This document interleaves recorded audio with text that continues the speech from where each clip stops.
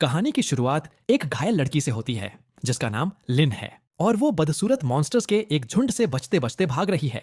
भागते हुए वो सोचती है कि पता नहीं उसका छोटा भाई बीस्ट कोर हासिल कर पाया या नहीं।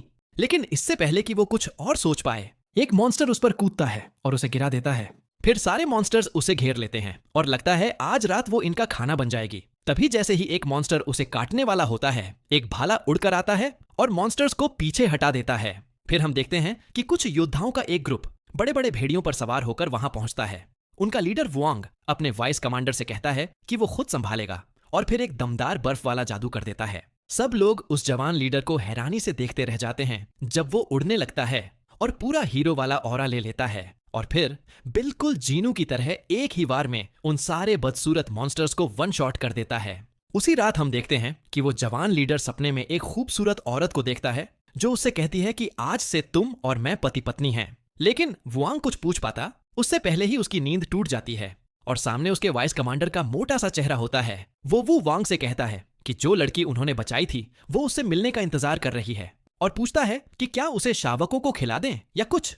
पर वो वुआंग उसे पागल कहकर रोकता है और सब उसके पास चल देते हैं।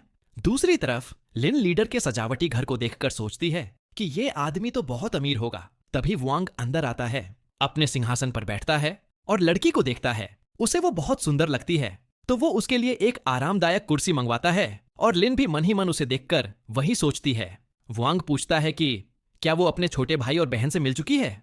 लिन हाँ कहती है और उनकी जान बचाने के लिए धन्यवाद देती है। लेकिन वुआंग पूछता है कि इतनी कमजोर होकर वो नॉर्दर्न वाइल्डरनेस में क्या कर रहे थे। लिन बताती है कि वो व्हाइट हॉफिंच नाम के अफवाह वाले पक्षी मॉन्स्टर का बीस्ट कोर ढूंढ रहे थे ताकि उनकी सेक्ट के ब्लीडर्स वाली बीमारी का इलाज हो सके। वुआंग कहता है कि उसके पास ऐसे कोर्स बहुत हैं और वो एक दे सकता है मगर मुफ्त में नहीं। वो कहता है कि 3 में से किसी एक को यहां रहकर उसके लिए 6 साल सेवा करनी होगी और बाकी 2 कोर लेकर जा सकते हैं। लिन थोड़ा सोचती है और कहती है कि वो उसकी मदद का बदला चुकाने के लिए खुद पीछे रह जाएगी। वुआंग मुस्कुराता है और कहता है कि उसके भाई बहन ने भी यही कहा था। फिर वो वाइस कमांडर को आदेश देता है कि छोटे भाई बहन को कोर के साथ जहाज से दक्षिण भेज दे। और वो मन ही मन सोचता है कि लिन कितनी भोली लेकिन अच्छी है और तय करता है कि उसे 1-2 सबक भी सिखाएगा। इसके बाद वुआंग बताता है कि उसका नाम असल में चेंगबा है लेकिन उसने एक ताओइस्ट नाम वुआंग अपनाया है। फिर वो उसका नाम पूछता है। लीन कहती है कि वो तो बहुत साधारण है और बताती है कि वो बचपन से विन मून सेक्ट की मेंबर है और अपने मास्टर जॉर्डैंग के नीचे 30 साल से अभ्यास कर रही है। वो कहती है कि उनकी सेक्ट में कुछ शिष्य हैं मगर वुआंग उसे बीच में काटकर कहता है कि वो तो एक छोटा सा गुमनाम सेक्ट है जिसमें कोई टैलेंट नहीं और उसकी उम्र बस 40 है। लिन कहती है कि उसके मास्टर ने कहा था कि कोर कंडेंसेशन स्टेज वाला छात्र 1000 साल जी सकता है। लेकिन वोंग फिर से उसे बीच में रोकता है और कहता है कि उसे पता है इंसानी रियल में लोग 2 तरह की खेती पर ध्यान देते हैं, स्पिरिचुअल और फिजिकल। वो कहता है कि लिन का ब्लड काई बहुत कमजोर है इसीलिए उसने स्पिरिचुअल रास्ता चुना लेकिन वो अभी तक उड़ भी नहीं सकती, मतलब वो गोल्डन कोर स्टेज से भी नीचे है। ये सब सुनकर लिन शर्म से नीचे देखती है और मान लेती है कि वो ओरिजिन रिटर्निंग स्टेज में बस एक शुरुआती है और इससे वुआंग हंसकर उसे फिर से कमजोर कह देता है। लिन को बहुत गुस्सा आता है और वो पूछती है कि क्या वो सच में इतनी बेकार है। फिर वो अपनी दुख वाली उपलब्धियां गिनाने लगती है कि उसने 10 साल एल्केमी सीखी फिर भी भट्टी ऐसे फोड़ देती है जैसे एक नूब। उसका टैलेंट तो एक नए स्टूडेंट से भी कम है और उसे अपने मास्टर के सामने क्यूट बनना भी नहीं आता। ये कहकर वो रोने लगती है और घुटनों पर गिरकर अपनी माँ को याद करती है। कहती है काश उसने माँ की बात मानी होती और मॉर्टल रियल्म में शादी कर ली होती। उसे ऐसे देखकर वुआंग घबरा जाता है और उसे संभालने की कोशिश करता है। वो वाइस कमांडर से कहता है कुछ करो, लेकिन वाइस कमांडर ये ड्यूटी एक गार्ड पर डाल देता है जो बोलता है कि वो पहले से शादीशुदा है और लिन के पास कोई संपत्ति भी नहीं है। ये सुनकर लिन की हालत और खराब हो जाती है और उसकी बेवकूफ आत्मा उसके मुंह से निकलने लगती है। वुआंग उठकर कहता है कि हर किसी की जिंदगी में नीचे वाले दिन आते हैं और लिन इतनी भी बुरी नहीं है। वो कहता है कि वो गारंटी नहीं दे सकता कि वो कितनी सुधरेगी, लेकिन अगर वो सही से उसकी सेवा करे तो कोई उसे नीची नजर से नहीं देख पाएगा।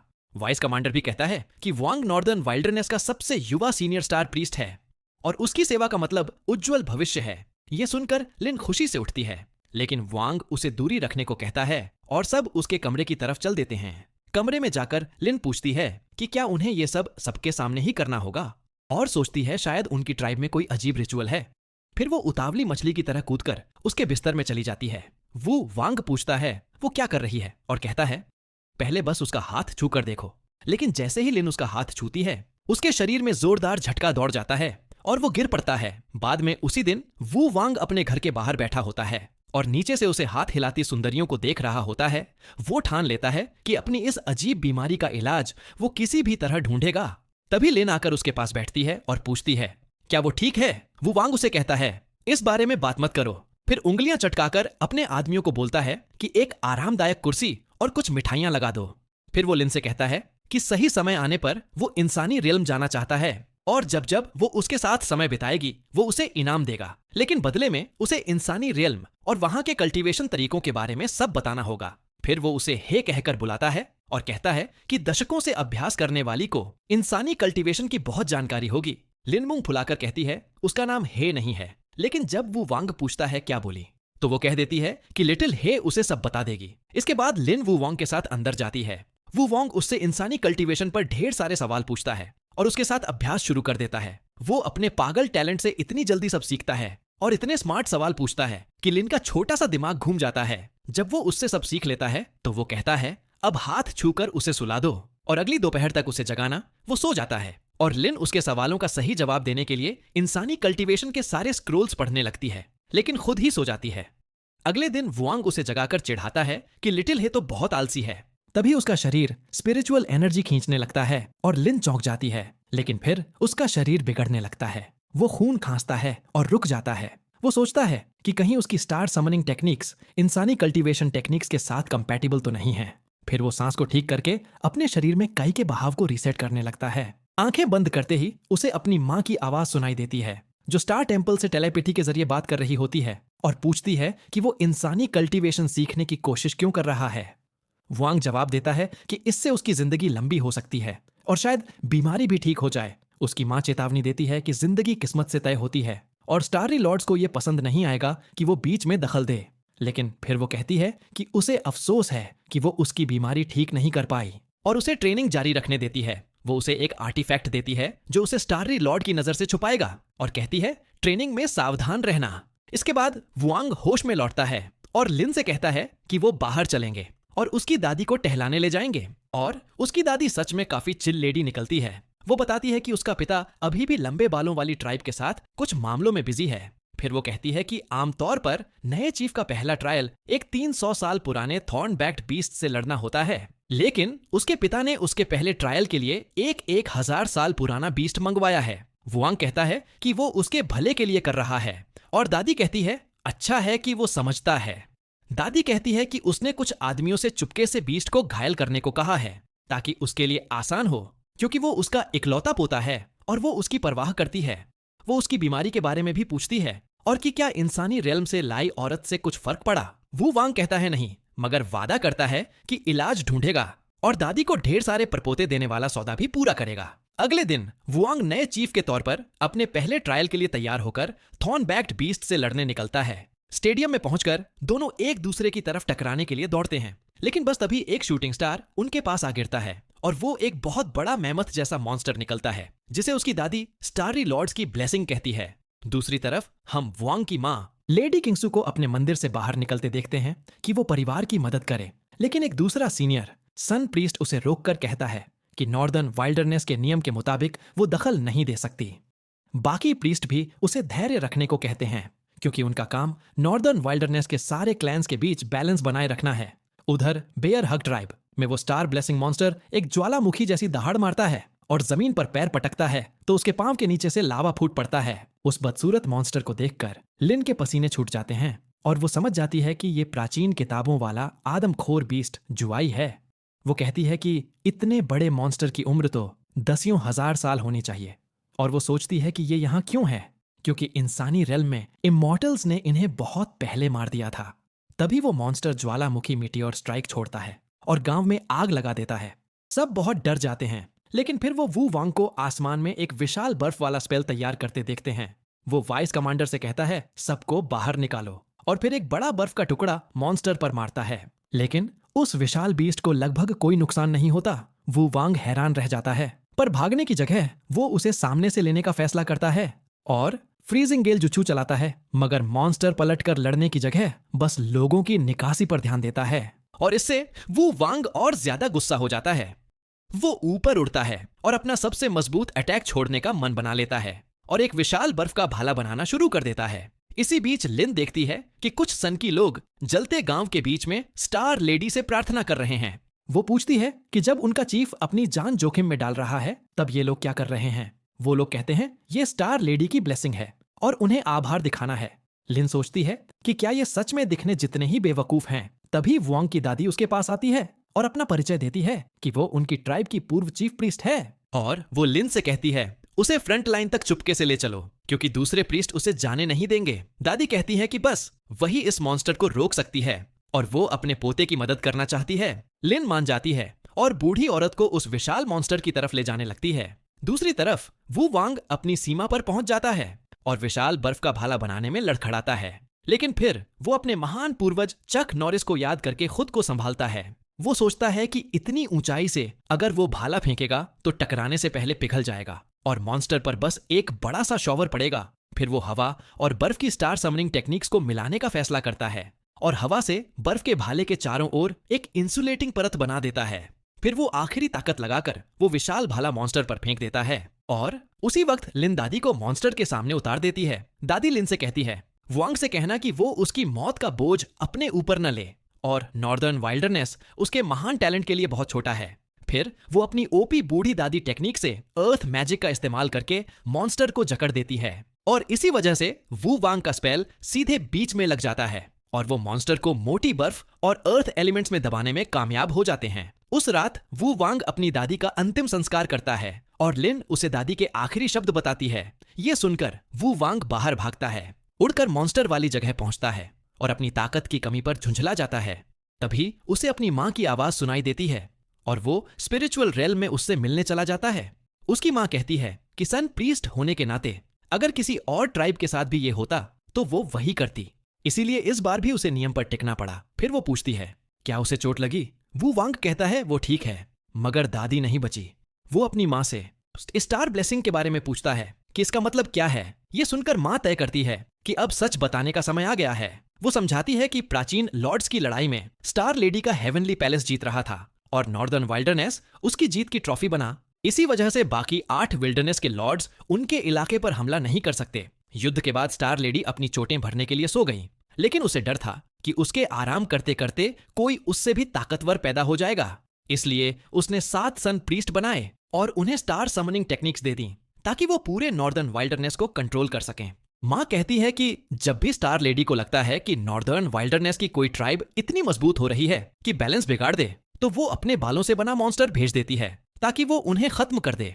ये सुनकर वुआंग पूछता है कि अगर बैलेंस बनाए रखने के लिए है तो क्या तब ट्रिगर होगा जब सारी ट्राइब्स एक साथ मजबूत हो जाएं। माँ कहती है वो पक्का नहीं कह सकती और सलाह देती है कि वो स्टार लेडी की इच्छा के खिलाफ न जाए क्योंकि वो इतना भी मजबूत नहीं कि उसे चुनौती दे सके। इसके बाद वुआंग फिजिकल रेल्म में लौटता है और कहता है कि अगर ये स्टार लेडी की ब्लेसिंग है तो उसे स्वीकार करना होगा। फिर वो गांव लौटकर मरे हुए लोगों का अंतिम संस्कार करता है और बताता है कि 1200 लोग मरे जबकि 3500 से ज्यादा लोग मॉन्स्टर से घायल हुए। वो कहता है कि अगर दादी की कुर्बानी न होती तो ये आंकड़े बहुत ज्यादा होते। बाकी प्रीस्ट उसे दिलासा देते हैं कि ये उसकी गलती नहीं और ये स्टार लेडी की ब्लेसिंग थी।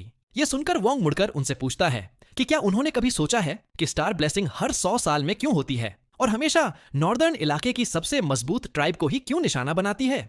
फिर वो स्टार ब्लेसिंग की एक बढ़िया सी कहानी बना देता है और कहता है कि स्टार लेडी नॉर्दर्न वाइल्डरनेस के सब लोगों से प्यार करती है, इसलिए वो सबसे मजबूत ट्राइब को परखने के लिए अपने मॉन्स्टर्स में से सबसे कमजोर मॉन्स्टर भेजती है। लेकिन सैकड़ों सालों से सब उसकी उम्मीदों पर खरे नहीं उतर पाए और कोई भी उस मॉन्स्टर को मार नहीं सका।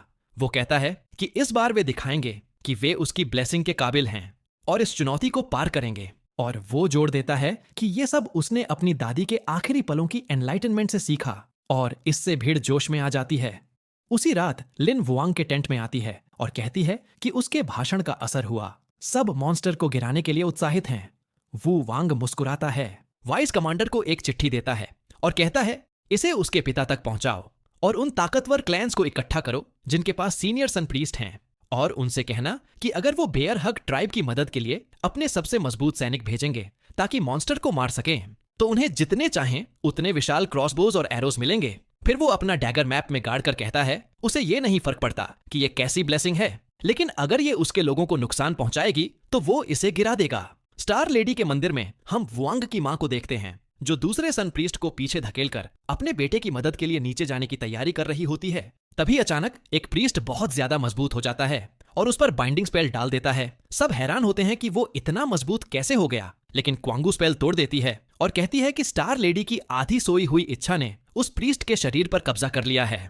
फिर वो कहती है कि इस जीवन में उसने स्टार लेडी की पूजा चुनी है, लेकिन वो अपने परिवार की ज्यादा परवाह करती है और अपनी स्टार समनिंग टेक्निक से उस प्रीस्ट को जमा देती है। फिर वो सबको बताती है कि अब से वे नॉर्दर्न वाइल्डरनेस के साथ खड़े होंगे और पूरा सपोर्ट देंगे। अगले दिन हम बेयर हग ट्राइब के लीडर शिंग हान को देखते हैं, जो बाकी ट्राइब से आए सैनिकों को बताता है कि उसका बेटा वू वोंग इस लड़ाई को लीड करेगा। वू वोंग सबका धन्यवाद करता है, हालात समझाता है और फिर उन्हें स्टंट बीस्ट से लड़ने ले जाता है। शिंग हान तुरंत कूदकर बीस्ट के सिर पर स्ट्राइक करने की कोशिश करता है, लेकिन बीस्ट एक मीटियोर बुलाकर उसे मक्खी की तरह गिरा देता है। उसके बाद बिग वेव क्लैन का लीडर अपनी ताकत दिखाने के लिए कूदता है, लेकिन वो भी उसी तरह नीचे गिर जाता है, जिस पर शिंग हंसने लगता है। इसके बाद वो दोनों बेवकूफों की तरह उस मॉन्स्टर पर एक साथ हमला करने के लिए कूद पड़ते हैं। ऊपर से ये सब देखकर हीरो अपना माथा पीट लेता है और कहता है कि उन्हें इस पहले वार में ही ज्यादा से ज्यादा नुकसान पहुंचाना होगा ताकि बीस्ट उन पर वापस अटैक करना चाहे। उसी समय हीरो एक सीलिंग स्पेल तैयार करने लगता है और जैसे ही बीस्ट अपना विशाल आग वाला अटैक तैयार करता है, वो उस पर जादू कर देता है। वो सीलिंग स्पेल उस आग वाले स्पेल को वापस बीस्ट पर ही पलट देता है और हीरो इस मौके का फायदा उठाकर नीचे कूदता है। वो अपने आदमियों को आदेश देता है कि मॉन्स्टर को ताकतवर तीरों से मार गिराएं। वे लोग एक के बाद एक विशाल क्रॉसबो तीरों की बारिश कर देते हैं और आखिरकार उस मॉन्स्टर को नीचे गिराने में कामयाब हो जाते हैं। उस रात बाद में सभी लोग अपनी जीत का जश्न मनाने और हीरो की स्वर्गवासी दादी को सम्मान देने के लिए इकट्ठा होते हैं। यहाँ हीरो की मुलाकात बिग वेव क्लैन के लीडर के बेवकूफ बेटे जिंगशिन और उसकी माचो छोटी बहन से होती है, जो पहली नजर में ही हीरो के लिए पूरी तरह से पागल हो जाती है। अचानक हीरो का एक आदमी अंदर आता है और बताता है कि मॉन्स्टर के शरीर के साथ कुछ अजीब हुआ है और कहता है कि चीफ ने उसे देखने के लिए बुलाया है। हीरो तुरंत उस जगह पर भागता है और अपने पिता के साथ मॉन्स्टर की लाश देखने जाता है। पता चलता है कि बीस्ट का शरीर स्टार स्टोन की खदान में बदल गया है, जो नॉर्दर्न वाइल्डरनेस के सबसे कीमती संसाधनों में से एक है। चीफ उसे एक बड़ा सा टुकड़ा दिखाता है जो उन्होंने अभी निकाला था और कहता है कि सिर्फ इतना ही उनकी पूरी ट्राइब को पूरे 1 साल तक खिलाने के लिए काफी होगा। हीरो इस बारे में थोड़ी देर सोचता है और उसे लगता है कि क्या स्टार लेडी की ब्लेसिंग वाली जो कहानी उसने बनाई थी वो सच में एक ब्लेसिंग थी। अपनी माँ के साथ हुई पहले की बातचीत को याद करके वो अपने पिता से कहता है कि इस जानकारी को फैलने से रोक दें। वो पिता से कहता है कि अभी के लिए इस जगह को दफना दें और यहाँ निगरानी के लिए एक गार्ड स्टेशन बना दें। उसके पिता मुस्कुराते हैं और कहते हैं कि हीरो अपनी माँ की तरह ही स्मार्ट है और वापस जाते हुए कहते हैं कि वो वैसा ही करेंगे जैसा उसने कहा है। वापस अपने कमरे में हीरो नहा रही लिन से इस खोज के बारे में बात करता है। लिन पूछती है कि अगर वो एक बढ़िया शिकार का तरीका बना लें तो क्या वे इस स्टार ब्लेसिंग का फायदा नहीं उठा सकते। वो ये भी सोचती है कि अगर वो बीस्ट स्टार लेडी के बालों से बना है तो क्या होगा अगर उन्हें बहुत सारी ब्लेसिंग्स मिलें और वो बेचारी गंजे सिर के साथ उठे।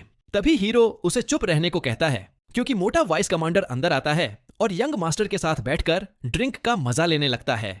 वाइस कमांडर बताता है कि बाकी ट्राइब्स को मदद के लिए वादे के मुताबिक क्रॉसबो मिल गए हैं, लेकिन वो चिंता जताते हुए पूछता है कि उन्होंने इतनी जरूरी चीजें ऐसे क्यों बांट दी जैसे कोई ब्लैक फ्राइडे सेल चल रही हो। हीरो उसे जवाब देता है कि उसके जैसे बच्चे इस लॉजिक को नहीं समझेंगे और फिर उसे लंबे बालों वाली ट्राइब के बॉर्डर विवाद के बारे में पता चलता है। वो बड़ा आदमी गुस्से में उछल पड़ता है कि वो ट्राइब असल में उनके क्रॉसबो के पीछे थी और उन्हें सबक सिखाना चाहता है। हीरो उसे शांति की बातें करके शांत करता है, लेकिन फिर वाइस कमांडर एक और बम फोड़ता है और कहता है कि प्रीस्ट्स को किसी स्टार लेडी सेक्ट में शामिल होने का आदेश मिला है और उसे डर है कि वो सेक्ट उन पर हावी हो सकता है। हीरो शांत रहता है और कहता है कि उसने सब संभाल लिया है। वाइस कमांडर ये चिढ़ाते हुए चला जाता है कि बैंक्वेट में हीरो के पिता के पास उसके लिए एक सरप्राइज है, लेकिन वो ये नहीं बताता कि सरप्राइज क्या है, जिससे लगता है कि कुछ तो गड़बड़ है। जैसे ही हीरो मुड़ता है वो लिन की खूबसूरत फिगर देखकर हैरान रह जाता है, जो उसे डिमोनिक रास्ते की एक एडवांस टेक्निक देती है जो वो बाजार से लाई थी। हीरो तुरंत खुश हो जाता है, लेकिन लड़की से पूछता है कि उसने इस पर कितने पैसे खर्च किए। लिन बताती है कि सेल्समैन ने इसे कैसे बेचा था। इससे हीरो को किताब में एक नजर डालने का मन करता है, लेकिन अंदर क्या है ये देखते ही वो तुरंत किताब बंद कर देता है, क्योंकि उस बहुत ही भोली लड़की ने अनजाने में सफल शादी की टेक्निक्स पर एक किताब खरीद ली थी। हीरो महल से बाहर कदम रखता है और उसे चिढ़ाता है कि क्या वो शादी करने के लिए इतनी उतावली है। जब लिन को अपनी गलती का एहसास होता है तो उसका चेहरा शर्म से लाल हो जाता है और वो अपना सिर दीवार पर मारती है, जिससे पूरा घर हिल जाता है। हीरो उस समारोह में जाता है जहां वाइस कमांडर और एक और आदमी उसके पिता के सामने उसकी तारीफों के पुल बांध रहे होते हैं। चीफ एक प्राउड पिता वाला पल महसूस करता है, लेकिन फिर बातचीत एक ज्यादा गंभीर मामले पर आ जाती है। वे चर्चा करते हैं कि हीरो को अपनी हालत के लिए इलाज की जरूरत है, क्योंकि वो 18 साल का होने वाला है। इस बात की चिंता बढ़ जाती है कि शायद वो अपनी शादी के अगले दिन ही ना उठे। जब वे उन सभी समस्याओं के बारे में सोचते हैं जो यंग मास्टर के वारिस पैदा न कर पाने पर हो सकती हैं, तो डैडी खड़े होकर शेखी बघारने लगते हैं कि कैसे उन्होंने अपने बेटे के लिए इतनी सारी लड़कियां ढूंढ लीं, जो उनके खुद के स्वर्गवासी पिता ने भी कभी नहीं किया था। अपनी पत्नी की बुराई करते हुए वो अपनी बात पूरी कर पाते उससे पहले ही वो बर्फ में जम जाते हैं। ये देखकर कि लेडी कांग सू उनके ठीक पीछे खड़ी हैं, हीरो चिढ़ जाता है और सोचता है कि उसे ऐसे पिता कैसे मिल गए, और फिर वो अपनी माँ को उसे जाने देने के लिए मनाने लगता है। वो आह भरती है, लेकिन उसे ये चेतावनी देकर छोड़ देती है कि वो उसके बेटे पर थोड़ा रहम खाए। चीफ गुलामों के बाजार से आई अजीब और राक्षसी लड़कियों की एक लाइन पेश करता है। हीरो को कोई दिलचस्पी नहीं होती, लेकिन अपने पिता के जोर देने पर वो बिना मन के हाथ बढ़ाता है, ये उम्मीद करते हुए कि किस्मत ने आखिरकार उसके लिए एक दुल्हन चुन ली है। लेकिन उसे सिर्फ निराशा मिलती है। वो बार बार कोशिश करता है और हर नाकामी उसके धैर्य का इम्तिहान लेती है। जब वो हार मानने ही वाला होता है, तभी उसकी नजर युशिकी स्टेट ऑफ विचक्राफ्ट की एक अनाम औरत पर पड़ती है। बिना सोचे वो अपनी माँ से कहता है कि इसे गुलाम के रूप में रख लो और बाकी सबको हटा दो। सीन बदलता है और वो गुलाम लड़की, जो असल में एक हत्यारे द्वारा कंट्रोल की जा रही कठपुतली है, उसके मन में हत्या के इरादे हैं और वो इस मौके का फायदा उठाना चाहती है। लेकिन उसकी किस्मत खराब होती है, क्योंकि लिन नई गुलाम लड़की को ढूंढते हुए वहां आ जाती है। हीरो को जाहिर तौर पर उसके बारे में कुछ पता है और वो लिन को आदेश देता है कि वो उसे रात के लिए अंदर ले जाए। लिन गुलाम को अपने कमरे में ले जाती है और उसे नहाने के लिए कहती है। वो हत्यारी चिढ़ जाती है कि उसके साथ बच्चे जैसा बर्ताव हो रहा है और सोचती है कि इंसानी रेल्म की कोई लड़की यहाँ क्या कर रही है। अचानक लिन एक चमकता हुआ नीला घेरा बनाती है, जिससे हत्यारी को शक होता है। लिन आसानी से बताती है कि ये सिर्फ साउंड प्रूफिंग के लिए है। फिर वो पूछती है कि क्या युशिकी में बहुत सी चुड़ैलें हैं और क्या उसे कोई ऐसी भयानक टेक्निक पता है जो इंसानों को बिना दिमाग की कठपुतली बना दे। हत्यारी घबराने लगती है और कंफ्यूज हो जाती है कि क्या उसका भेष पहले ही पकड़ा जा चुका है। तभी लिन की नजर उसकी गर्दन के पीछे एक निशान पर पड़ती है और वो उसके बारे में पूछती है, लेकिन जल्दी से बात बदलकर मुड़ जाती है ताकि वो नहा सके। हत्यारी को एक बार फिर जाल का शक होता है। जब लिन किताब लेने जाती है तो हत्यारी को डर लगता है कि शायद उसने सांप वाली इमॉर्टल सील खोज ली है। कठपुतली बनाने वाली हत्यारी को एहसास होता है कि यंग मास्टर ने उनकी साजिश का पर्दाफाश कर दिया है और वो जल्दी से जंगल में छिपे अपने आदमियों को इकट्ठा करती है ताकि जब तक वे भाग सकते हैं भाग जाएं। वो अपनी कठपुतली को लिन पर हमला करने भेजती है और उसे चकमा दे देती है। लिन अपनी ब्लेड तक पहुंचने की कोशिश करती है, लेकिन वो माइंड कंट्रोल वाली कठपुतली उसे दूर कर देती है और उस पर अटैक करने के लिए तैयार हो जाती है। जैसे ही लिन को चोट लगने वाली होती है, हीरो प्रकट होता है और अपने हाथ के एक इशारे से उस गुलाम को जमा देता है। वो उसका मजाक उड़ाता है कि वो मिड कोर कंडेंसेशन स्टेज पर होने के बावजूद इतनी कमजोर है। लिन उस पर गुस्सा होती है और कहती है कि उसे यह सब पहले से पता था। हीरो समझाता है कि उसने हत्यारे को बेनकाब करने के लिए लिन की मासूमियत का इस्तेमाल किया। फिर वो एक चमकते गोले से स्टार समनिंग स्पेल करता है, जिससे एक बॉव चलाने वाली स्पिरिट लेडी आ जाती है। वो भागते हुए हथियारों पर बर्फीले तीरों की बारिश कर देती है और अगले ही पल वो खौफनाक बाउंटी हत्यारे पकड़े जाते हैं और उनकी लीडर को यंग मास्टर के सामने पेश किया जाता है। वो पहले विरोध करती है, लेकिन जब हीरो उसे मौत की सजा सुनाता है तो वो अपनी जान की भीख मांगने लगती है। वो बताती है कि हत्या का आदेश वेस्ट वाइल्डरनेस ट्रेडिंग गिल्ड की लंबे बालों वाली ट्राइब ने दिया था और वो उसके लिए कुछ भी करने की कसम खाती है। ये सुनकर हीरो एक घमंडी मुस्कान देता है और पूछता है, वो कौन सी चीजें हैं जो तुम करने को तैयार हो। लेकिन जब वो एक अश्लील आंख मारकर जवाब देती है तो वो आदेश देता है कि इसे दूर ले जाओ और कहता है कि वो ऐसे कामों के लिए बहुत नेक है और अपनी बीमारी के बिना भी वो इतना नीचे नहीं गिरेगा। बाद में वो अपने वाइस कमांडर को धीरे से ये झूठी खबर फैलाने को कहता है कि चुड़ैल को उसने नहीं बल्कि उसकी माँ ने पकड़ा है। फिर वो लंबे बालों वाली ट्राइब को हराने के लिए सारे क्लैंस को एकजुट करने का सुझाव देता है और हर किसी को इलाके का बराबर हिस्सा देने का वादा करता है। सीन बदलता है और हीरो एक बार फिर खुद को उसी सपनों की दुनिया में फंसा पाता है जहां वही रहस्यमयी औरत उसे अपना पति बुलाती है। वो उसे कसकर गले लगाती है और फिर एक वैम्पायर की तरह उसकी गर्दन में अपने दांत गड़ा देती है।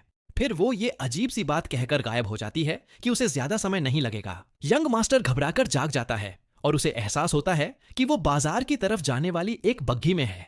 उसके चेहरे पर बेचैनी छा जाती है और वो सोचता है कि क्या उसकी बीमारी उस सपनों वाली औरत या उसके श्राप से जुड़ी है। अपनी मंजिल के करीब पहुंचकर वो सबको पीछे रहने का आदेश देता है ताकि वो अकेले बाजार का मुआयना कर सके। वाइस कमांडर और लिन चिंता जताते हैं, लेकिन वो उनसे कहता है कि फिक्र न करें। जगह के करीब पहुंचने पर हीरो खुद को एक बदबूदार आम आदमी के भेष में ढाल लेता है। वो अपने ऊपर कुछ शराब गिरा लेता है और लिन से कुछ स्प्रिट कोर्स मांगकर उन्हें पीछे छोड़ देता है और आदेश देता है कि उसके पीछे न आएं। बाजार पहुंचकर हीरो खाने पीने का ऑर्डर देता है और फिर बाहर लोगों की एक भीड़ देखता है। उनमें से लिंग नाम की एक औरत का ध्यान उसकी तरफ जाता है और जैसे ही उनकी आंखें मिलती हैं, वो सोचता है कि क्या ये वही दुल्हन है जो उसके सपने में आई थी। उसका खाना तभी आता है जब पास ही ह्यूमन कल्टीवेटर्स का एक ग्रुप बैठा होता है जो बेरहक क्लैन जाने की बात कर रहे होते हैं। उनकी बातें छुपकर सुनते हुए वो उन्हें मास्टर जुडम नाम के एक आदमी का जिक्र करते सुनता है जो नाम उसे कुछ जाना पहचाना लगता है। जब उनकी तेज बातचीत जारी रहती है तो उसे एहसास होता है कि जोंग कभी उसकी लिटिल हे लिन का पुराना मास्टर था। वो इंसान इस बात पर भी बहस करते हैं कि क्या वो यंग मास्टर यानी हीरो सच में इतना बुरा है और क्या उसे सबक सिखाना चाहिए। तभी एक उड़ने वाली गाड़ी पर एक आदमी आता है और शिकायत करता है कि उसे पीछे छोड़ दिया गया। वो ग्रुप उसे पूरी तरह से अनदेखा कर देता है, जिससे हीरो को लगता है कि वो कोई बहिष्कृत इंसान है। वो दिखावेबाज आदमी अपना नाम जिमो बताता है और आराम से हीरो के बगल में बैठकर उसका खाना शेयर करने को कहता है। जिमो टेलीपैथी का इस्तेमाल करके उसे पलक झपकाकर जवाब देने को कहता है और उसके सहयोग के लिए कुछ पैसे भी देता है। उसके खेल में साथ देते हुए हीरो अपना नाम हुदय बताता है और जल्दी ही समझ जाता है कि जिमो मजे करने के लिए औरतों को ढूंढ रहा है। इससे पहले कि जिमो कुछ और पूछ सके, हीरो अचानक जोर से चिल्लाता है कि वो लड़कियां ढूंढने में उसकी मदद नहीं कर सकता और उस आदमी की बेशर्मी को सबके सामने उजागर कर देता है। आसपास के सब लोग गुस्सा हो जाते हैं और जिमो से कहते हैं कि वो मजे करने के लिए खुद ही कहीं जाए, जबकि वे अपना मुख्य काम करेंगे। जिमो कहता है कि वो अपने शौक को उनके काम के बीच नहीं आने देगा, लेकिन सब लोग उसे छोड़कर चले जाते हैं और टेलीपोर्ट हो जाते हैं। ये सब देखकर हीरो भी अपने महल वापस जाने का फैसला करता है। इस बीच इंसानी शिकारी जो बिग वेव क्लैन के लीडर को खुश करने में नाकाम रहे थे, अब अपनी नजरें बेयर हग क्लैन पर टिकाते हैं ताकि उनका अच्छा स्वागत हो। लिन अपने मास्टर जुडोंग को देखती है और दौड़कर उसे गले लगा लेती है और हीरो की तारीफों के पुल बांधती है कि वो उसकी कितनी परवाह करता है। जुडोंग का एक शिष्य हीरो पर आरोप लगाता है कि उसने उस पर कोई प्यार की पोषण दवा इस्तेमाल की है, लेकिन मास्टर इस बात को खारिज कर देते हैं और कहते हैं कि हीरो एक सज्जन इंसान लगता है। उसका असली चरित्र खुद परखने के लिए ग्रुप उससे मिलने का फैसला करता है। उन्हें इस बात का अंदाजा नहीं होता कि हीरो पहले से ही उनका इंतजार कर रहा है और चुपचाप उनके आने पर नजर रखे हुए हैं और वो भांप लेता है कि उनमें से एक कुछ संदिग्ध हरकत कर रहा है। इसके बाद इंसानी रियल्म से आए मेहमान हीरो के महल में प्रवेश करते हैं। लेडी लिंग अंदर आती है और उसके पैरों के नीचे फूलों का असर खिल उठता है। ठरकी जिमो निराश दिखता है क्योंकि उसे वहां कोई स्थानीय औरत नहीं दिखती, जबकि बाकी लोग महल की भव्यता और उसके गार्ड्स की ताकत के बारे में फुसफुसाते हैं। वे अंदाजा लगाते हैं कि हीरो को अपनी तरफ करने में वे कितने खुशकिस्मत होंगे, लेकिन लिंग उनकी फुसफुसाहट को रोक देती है। इस बीच जिस शिष्य ने हीरो का अपमान किया था उसे वाइस कमांडर और कुछ अन्य लोग घेर कर धमकाते हैं। हीरो अपने मेहमानों से पूछता है कि वे क्यों आए हैं और जिमो फॉर्मल होकर बताता है कि उनका कोई बुरा इरादा नहीं है और वे बस दोस्ती के लिए आए हैं। यंग मास्टर मजाकिया अंदाज में जिमो को याद दिलाता है कि कैसे वो औरतों की तलाश कर रहा था और उसे चौंका देता है। जिमो हीरो को हुदाई के रूप में पहचान लेता है और पूछता है कि वो भेष में क्यों था। हीरो आराम से जवाब देता है कि वो बस खेल रहा था और माफी मांगता है अगर इससे उसे बुरा लगा हो। लिंग उसके इस रवैये से हैरान होती है क्योंकि उसे हीरो का एक अलग ही रूप देखने को मिलता है। दोनों पक्ष औपचारिक रूप से अपना परिचय देते हैं और जिम्मो लेडी लिंग को हेवेनली फेरी सेक्ट की प्रोडिजी बताता है जो इतनी जल्दी अचीवमेंट्स कर रही है। जिम्मो फिर विजिट का कारण बताता है कि वे हेवेनली पैलेस के खिलाफ वॉर के लिए रिफाइनिंग मटेरियल डिस्काउंट पर चाहते हैं। डिस्काउंट देने की बजाय हीरो कंपेंसेशन डिमांड करता है और कहता है कि नॉर्थ वाइल्डरनेस को स्टार लेडी प्रोटेक्ट करती है। लिंग उसकी अथॉरिटी चैलेंज करती है, लेकिन हीरो का वाइस कमांडर कंफर्म करता है कि पूरा कंट्रोल हीरो के पास है और मांग की ग्रेटनेस की तारीफ करता है। सवाल वापस लिंक पर करता है कि उसे कौन सीक्रेटली प्रोटेक्ट करता है। वह डिनाई करती है, लेकिन जिम्मो ओरिगामी रिलीज करके उनके गार्डियन को एक्सपोज कर देता है। गेस्ट्स जाते समय लिन हीरो से पूछती है कि ऑफर क्यों रिजेक्ट किया। हीरो एक्सप्लेन करता है कि ट्रस्ट कमाने से पहले उन्हें टेस्ट पास करना होगा। वह अपना प्लान भी शेयर करता है कि मिनरल कंसोर्टियम बनाएगा ताकि मेजर क्लैंस में माइनिंग प्राइस यूनिफाई हो जाए। हालांकि वाइस कमांडर इतना स्टबर्न है कि समझ नहीं पाता। हीरो लिन से पूछता है कि उसके मास्टर क्यों नहीं आए और उसे चॉइस देता है कि उसके साथ जाना चाहे तो जा सकती है।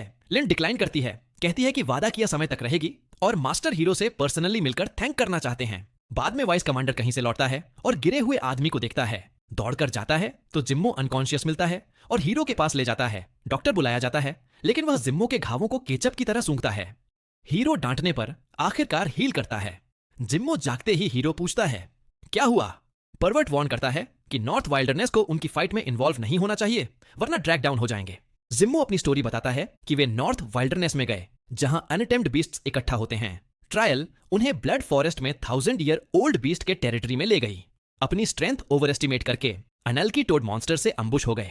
लेडी लिंक खतरे में थी तो उनका सीनियर इंटरवीन करके बीस्ट को ब्लास्ट कर दिया, लेकिन बीस्ट इतना टफ था कि डिफीट नहीं हो पाया। आखिरकार उन्हें भागना पड़ा। वांग लिन जो पहले हीरो के सोल्जर्स द्वारा बुलीड हुआ था, उसकी ट्रेजिक फेट हो गई। जिम्मो मुश्किल से बच पाया।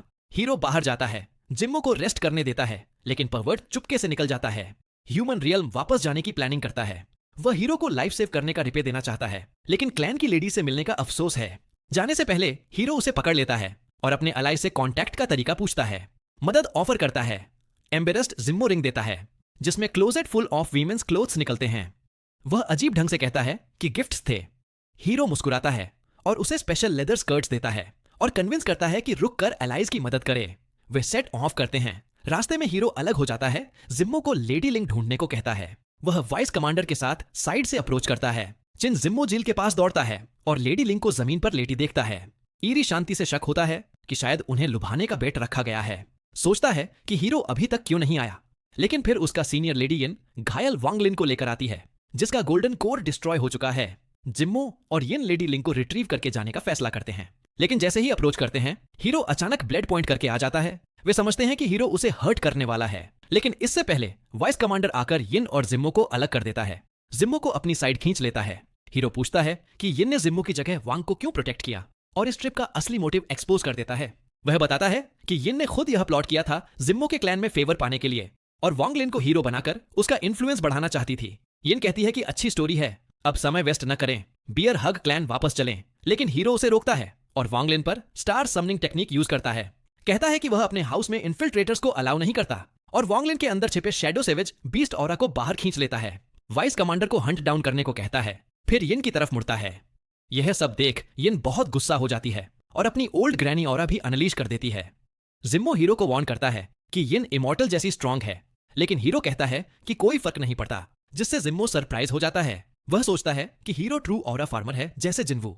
फिर हीरो आगे बढ़ता है और अपना परम टेक्निक को इस्तेमाल करते हुए वो अपनी माँ को पुकारता है और उनसे बचाने को कहता है। यंग मास्टर की मम्मी और उनकी शक्तियों से अनजान लेडी यिन अपनी टेक्निक दिखाती है, लेकिन तभी आसमान से कांगू उसे मार गिराता है और वो अपने सारे ऑरा पॉइंट्स खो बैठती है और हैरान होती है कि उसके जैसा एक जवान लड़का उसके साथ ऐसा कैसे कर सकता है। इसके बाद हीरो लेडी लिंक को हील करता है और जिम्मो से कहता है कि वो उस बुढ़िया को भी हील करे। दूसरी तरफ वाइस कमांडर उस बदसूरत मेंढक वाले मॉन्स्टर के साथ बुरी तरह लड़ रहा होता है और हवा में ही उसकी जीभ पकड़कर उसे जमकर पीटता है। हीरो उस जीभ से एक हल्की सी इंसानी गंध महसूस करता है और उस पर कड़ी नजर रखता है। इस बीच जिम्मो लेडियन पर काबू पाने की कोशिश करता है, जबकि हीरो वांग का सामना करता है, जो अचानक उठ खड़ा होता है और एक पल में खुद को हील कर लेता है। वांग हीरो पर जासूस होने का आरोप लगाता है और डार्क शक्तियों का इस्तेमाल करके सींगों वाले एक डिमोनिक बीस्ट में बदल जाता है। वो खून की एक बूंद पीने की कोशिश करता है, लेकिन हीरो उसके साथ खेलता है जब तक कि वो जमीन पर नहीं गिर जाती। अपने पिता का तोहफा खोने से गुस्साया वांग उसे मारने की कसम खाता है, लेकिन जवाब में हीरो पहले ही 600 गोले तैयार कर चुका होता है। वो मेंढक वाला मॉन्स्टर उम्मीद से ज्यादा कमजोर निकलता है और उसे जल्दी ही निपटा दिया जाता है। जैसे ही वांग गिरता है, जिम्मो उस बुढ़िया को कॉलर से घसीटते हुए वापस लौटता है। लिंग होश में आती है, लेकिन इससे पहले कि वो हीरो को धन्यवाद दे पाती, वो मेंढक के अवशेषों से भीग जाती है और फिर से बेहोश हो जाती है। वापस हीरो के डोमेन में वो इस बात पर बहस करता है कि वो लड़की नहाने के बाद बाहर क्यों नहीं आ रही। तभी लिंग शर्माते हुए बाहर आती है, यंग मास्टर को धन्यवाद देती है और अपने पीछे फूलों की पंखुड़ियों की एक पगडंडी छोड़ते हुए गायब हो जाती है। जिमो मुस्कुराता है और हीरो से कहता है कि वो बहुत खुशकिस्मत है जो उन कुछ लोगों में से है जिन्हें उसने कभी धन्यवाद दिया हो। फिर वो ये कहकर जाने की तैयारी करता है कि उसे वापस जाकर रिपोर्ट करनी है। अलग होने से पहले दोनों के बीच दोस्ती का एक पल आता है और हीरो कुछ हीलिंग पिल्स के बदले अपने मिनरल्स का सौदा कर लेता है। जब हीरो इंसानी रियल्म के लिए निकलने की तैयारी करता है तो उसका वाइस कमांडर साथ चलने की जिद करता है और उसे चिढ़ाता है कि अगर किसी लड़की ने उसे छू लिया तो वो बेहोश हो जाएगा। उसे गलत साबित करने के लिए हीरो लिन से उसे छूने को कहता है और इस बार झटका लगने की जगह वो एक ऐसी टेक्निक एक्टिवेट करता है जो उसे बर्फीले कवच में ढक लेती है। तभी उसकी नजर अपने पिता पर पड़ती है जो उदास चेहरे से उसे देख रहे होते हैं। बेटे के जाने से दुखी होकर बूढ़ा आदमी उसे एक सोर्ड देता है और कहता है कि उसकी और उसकी मां की बस यही ख्वाहिश है कि वो सुरक्षित वापस लौटे। जब जिमो अपने जहाज पर इंसानी रियल्म के लिए निकलता है तो उसका मास्टर अंधेरे से बाहर आता है और 10 ईविल हॉल के जासूस का पर्दाफाश करने के लिए उसकी तारीफ करता है और कहता है कि वो हाउस में सब कुछ रिपोर्ट करेगा और आगे के फैसले एल्डर्स लेंगे। इसके बाद वो गायब हो जाता है और जिमो लिन की तरफ मुड़ता है जो कहती है कि उन्हें बचाने के लिए उन्हें हीरो का एहसानमंद होना चाहिए। वो कहती है कि उसने उनके साथ सिर्फ ईमानदारी दिखाई है और जिमो भी ये बात मानता है। लेकिन फिर वो कहता है कि हीरो शायद अभी अपने गोले से उन्हें देख रहा होगा और हम सीन से बाहर आते हैं तो देखते हैं कि हीरो सच में अपने कमरे से उन्हें देख रहा होता है। उसकी माँ पेंडेंट के जरिए बात करती है और कहती है कि उसे इस बात की चिंता है कि वो उलझे हुए इंसानी रेल में जा रहा है। वो उसे तसल्ली देता है और कहता है कि वो खतरे समझता है लेकिन दुनिया बहुत बड़ी है और इसे एक्सप्लोर करने में मजा आता है। तभी लिन उसके लिए कुछ स्नैक्स लेकर आती है। हीरो उससे कहता है कि उसे इतनी तकलीफ उठाने की जरूरत नहीं थी, लेकिन वो जिद करती है और कहती है कि वो कम से कम इतना तो कर ही सकती है। अगली सुबह हीरो बाहर आकर अंगड़ाई लेता है और आसपास के नजारों से खुश हो जाता है। वो लिन को भी ये नजारा दिखाने के लिए उसके कमरे की तरफ भागता है, लेकिन तभी रुक जाता है जब वो उसके मास्टर को उसे सलाह देते हुए सुनता है कि वो यंग मास्टर के साथ कपल कैसे बने, क्योंकि वो हमेशा बस एक नौकरानी बनकर नहीं रह सकती। लिन बहस करने की कोशिश करती है और बहाने ढूंढती है, लेकिन आखिर में सबसे बेकार बहाना बना देती है कि हीरो को औरतों में कोई दिलचस्पी नहीं है। पुराना मास्टर शक करने लगता है और हर तरह की बातें सोचने लगता है, जबकि बाहर खड़ा हीरो गुस्से से लाल हो जाता है। दोपहर तक जहाज का क्रू ब्रेक का ऐलान करता है। हीरो ताजी हवा के लिए पास के एक गांव में जाता है और देखता है कि वहां के मिनरल्स उसके घर वालों जैसे ही हैं। जब वो चारों ओर देखता है तो उसकी नजर एक सेल्समैन पर पड़ती है जो उसे घूर रहा होता है। हीरो सोचता है कि क्या ये आदमी 4 सीज हाउस का कोई शिष्य है, लेकिन इससे पहले कि वो वहां से जा पाता, सेल्समैन उसके सामने आ जाता है और औरतों की बीमारियों का इलाज उसके चेहरे के सामने कर देता है। हीरो पूछता है कि उसे ये क्यों दिखाया जा रहा है और सेल्समैन को एहसास होता है कि उसने गलती से मर्दों के इलाज वाली गाइड की जगह औरतों वाली गाइड उठा ली थी। हीरो उसका मजाक उड़ाते हुए कहता है कि वो एक नौसिखिया है और उसे अपने कपड़ों और प्रोफेशनलिज्म में काफी सुधार करने की जरूरत है। वो उस आदमी को कुछ पैसे फेंकता है, उसे इन्वेस्टमेंट कहता है और वहां से चला जाता है। जैसे ही जहाज रवाना होता है, वो बूढ़ा आदमी चुपके से जहाज पर चढ़ जाता है और किसी निंजा की तरह हीरो के कमरे में घुस जाता है। हीरो को हैरानी होती है कि वो आदमी बिल्कुल सही से जानता है कि वो कौन है। मुस्कुराते हुए वो आंख मारता है और दावा करता है कि अगर वो अपनी बीमारी का इलाज चाहता है तो वो हीरो का आत्मविश्वास वापस ला सकता है। वो खुद को एक डॉक्टर बताता है और शेखी बघाड़ता है कि उसके शिष्य भी 600 साल से ज्यादा जी चुके हैं। ये समझकर कि वो बूढ़ा उसे सिर्फ उसकी सो कॉल्ड बीमारी के इलाज के लिए ढूंढ रहा था, हीरो उत्सुकता से अपना हाथ आगे बढ़ाता है और किसी भी एक्सपेरिमेंट के लिए तैयार हो जाता है, बशर्ते वो ठीक हो जाए। जैसे ही लिन अपने मास्टर से कहती है कि वो हीरो को चाय देने जा रही है, उसका मास्टर उसे रोकता है और बताता है कि जहाज पर एक मेहमान है जिसके करीब उसे नहीं जाना चाहिए। चेतावनी को अनसुना करके लिन बाहर कदम रखती है और देखती है कि हीरो पहले से ही उसके साथ खड़ा है। एक पल में वो पुराना हॉटशॉट उसे सुला देता है। वो आराम से दावा करता है कि उसने एक खास पिल से बस उसकी एफिनिटी बढ़ाई है। बिना कोई और पल बर्बाद किए वो हीरो को पकड़ता है और उन्हें किसी दूर की जगह पर टेलीपोर्ट कर देता है, जिससे यंग मास्टर की उत्सुकता और बढ़ जाती है। वहां वो बूढ़ा आखिरकार अपना नाम लियोनिन बताता है। नाम सुनकर हीरो कहता है कि वो लगभग उसे मेडिसिन का महान सम्राट शेनोंग समझ बैठा था, लेकिन इससे पहले कि वो बात पूरी कर पाता, लियोनिन एक अनचाहा सच बताता है कि वो सच में शेनोंग है, वही शासक जिसने पिछले 8000 सालों से इंसानों पर राज किया है। लियोनिन हीरो को अपने साधारण से घर में ले जाता है और उसके साथ खाने बैठता है। वो समझाता है कि उसकी ये अजीब बीमारी इमॉर्टल्स की प्राचीन लड़ाई से जुड़ी है, इसलिए इसका इलाज मुश्किल है, लेकिन वो बताता है कि उसे एक ऐसी कल्टीवेशन टेक्निक पता है जिसे 9वें लेवल तक मास्टर करने पर उसकी बीमारी अपने आप ठीक हो जाएगी। यह सुनकर हीरो की आंखें खुशी से चमक उठती हैं और वो उत्सुकता से उस टेक्निक के बारे में पूछता है और पहले से ही शादी के सपने देखने लगता है। वो बूढ़ा उसे डराने की कोशिश करता है और चेतावनी देता है कि इसे मास्टर करने से वो अगला सम्राट बन सकता है, लेकिन हीरो बेपरवाह रहता है और उसे भरोसा होता है कि वो कुछ भी संभाल सकता है। उसका पक्का इरादा देखकर लैनचिन यान सम्राट का डिक्री निकालता है और कहता है कि अगर वो 1 महीने के अंदर इसकी मंजूरी पाले तो वो इसे अपना बना सकता है। सीन बदलता है। हीरो ऐसे ट्रेनिंग कर रहा होता है जैसे उसकी जिंदगी इसी पर टिकी हो। वो यान सम्राट के डिक्री के पहले ट्रायल को पार करता है जिसमें उसे बिना मैजिक के 100 पेड़ काटने होते हैं। वो इसे बच्चों का खेल समझता है और रात होने तक बिना थके काम करता है। डिक्री फिर एक काला गोला दिखाती है और उसे खाने के बाद वो खुद में एक नई ऊर्जा महसूस करता है। अगले चैलेंज के लिए तैयार। दूसरा ट्रायल आता है जिसमें उसे बिना स्टार टेक्निक्स के तूफान सहने वाली एक इंसानी झोपड़ी बनानी होती है। वो इसे भी पूरी मेहनत से करता है और दिनों तक काम करके आधे महीने में पूरा कर लेता है। यह जानकर कि उसमें बढ़ई वाला छुपा हुआ टैलेंट है, वो खुशी मना ही रहा होता है कि तीसरा ट्रायल उसे एक झरने के पास ले जाता है जहां उसे पानी का रास्ता अपनी झोपड़ी की तरफ मोड़ना होता है। यह काम उसे आसान लगता है और वो इसे बाकी आधे महीने में पूरा कर लेता है। चौथा ट्रायल तो उसे मजाक लगता है क्योंकि उसे बस पुराने घर का सामान नए घर में ले जाना होता है और उसे सही से लगाना होता है, जिसे वो माइग्रेशन का सबसे बड़ा चैलेंज कहता है। हंसते हुए वो इसे रात तक पूरा कर लेता है और यान सम्राट का डिक्री मिलने की खुशी मनाता है। जैसे ही वो काम खत्म करता है, एक पुराना लकड़ी का बक्सा खुल जाता है और उसका सामान बिखर जाता है। उस कचरे के बीच हीरो को एक लकड़ी की तख्ती दिखती है जो बिल्कुल उसके चैलेंज वाली तख्ती जैसी होती है और उसे समझ आ जाता है कि उसके साथ धोखा हुआ है और डिक्री बस एक दिखावा था। जैसे जैसे उसका गुस्सा बढ़ता है, वो बूढ़ा लियोनशिन हंसते हुए आता है और गुस्से से भरा हीरो जंगल में उसका पीछा करता है। अगली सुबह वो सो कॉलेज डिक्री फिर से हीरो के सामने आ जाती है और बताती है कि पिछले ट्रायल बस एक मजाक थे और असली ट्रायल अब शुरू होने वाला है। गुस्से में आग बबूला हीरो उस बूढ़े पर भड़कता है जिसने उससे इतनी सारी मुफ्त मजदूरी करवाई, लेकिन वो जानता है कि वो उससे लड़ने के लिए बहुत कमजोर है। जब वो आग के पास उदास बैठा होता है तो गलती से खुद को जला लेता है, जिससे लियोनिन जोर जोर से हंसने लगता है। वो बूढ़ा उस सोकॉलेड टेक्निक के 8वें लेवल तक पहुंचने और सिर्फ 100 साल की उम्र में इमॉर्टल बनने की शेखी बघाड़ता है। हीरो उसकी उम्र का मजाक उड़ाता है और उसे सबक सिखाने के लिए लियोनिन उसके पीछे तूफानी बादल बुला लेता है। हालांकि हीरो थका हुआ होता है, फिर भी वो पीछे हटने से मना कर देता है और उस बूढ़े से बदला लेने की ठान लेता है।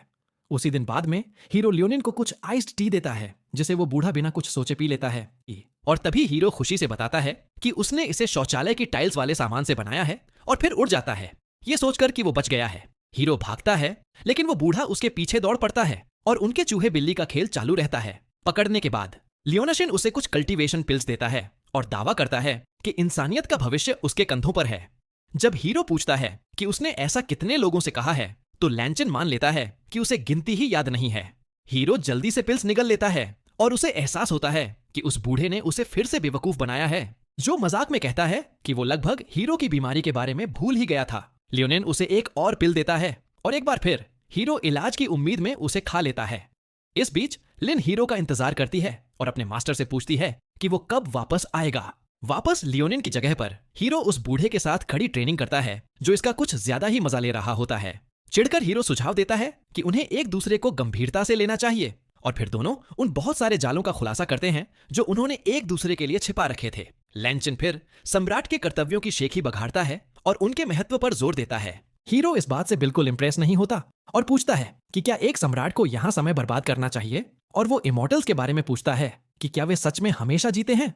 लियोनिन समझाता है कि इमॉर्टल्स दांव के साथ पैदा होते हैं जो उन्हें हमेशा की जिंदगी देता है। जब हीरो पूछता है कि उसे कब तक रुकना होगा तो लियोनिन बताता है कि उसे कोर कंडेंसेशन स्टेज और टेक्निक के तीसरे लेवल तक पहुंचना होगा, इससे पहले कि वो ताकतवर लकड़ी की तख्ती उसके अंदर जाए और उसे एक बार आध्यात्मिक मौत से बचा ले।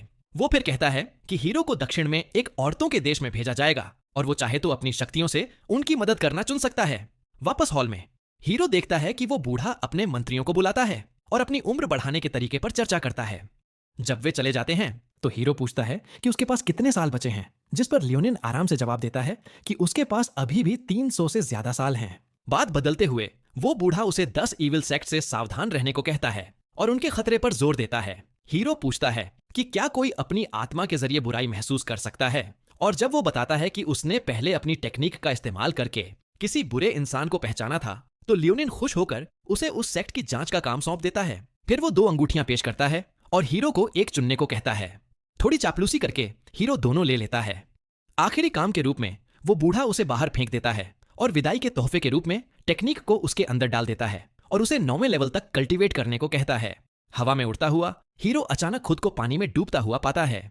हीरो खुद को एक महिला द्वारा औरतों के देश ले जाता हुआ पाता है जो उसके लुक्स पर फिदा होती है और पता चलता है कि वो फैंग है जो फर्स्ट रैंकिंग जनरल है। पिछली रात अपने मास्टर द्वारा फेंके जाने के बाद वो गलती से उसके नहाने की जगह पर गिर गया था और ये कहकर आराम से बाहर निकल गया था कि ये एक गलत फहमी थी। जैसे ही वो बाहर निकला, महिला सैनिकों के एक समूह ने तुरंत उस पर हथियार तान लिए, लेकिन फैंग जो अब पूरे कवच में थी आई और उन्हें अपनी बो नीचे करने का आदेश दिया। वो कहती है कि उन्होंने 100 साल में पहली बार कोई आदमी देखा है, लेकिन उसके गार्ड्स जिन्होंने पहले कभी कोई आदमी नहीं देखा था, ये मानने से इनकार कर देते हैं कि हीरो उनसे कुछ अलग है।